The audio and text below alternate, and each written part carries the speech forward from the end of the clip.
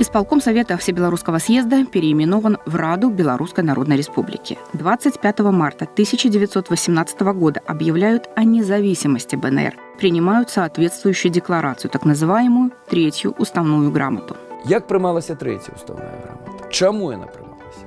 Была надея, что, магчыма, немцы и все остальные признают Раду БНР якости незалежной державы и дапамогуць у яе будаўніцтва. Год назад народы Беларусі разом з народамі России скинули ярмо российского царызму, які найцяжэй прыціснуў быў Беларусь.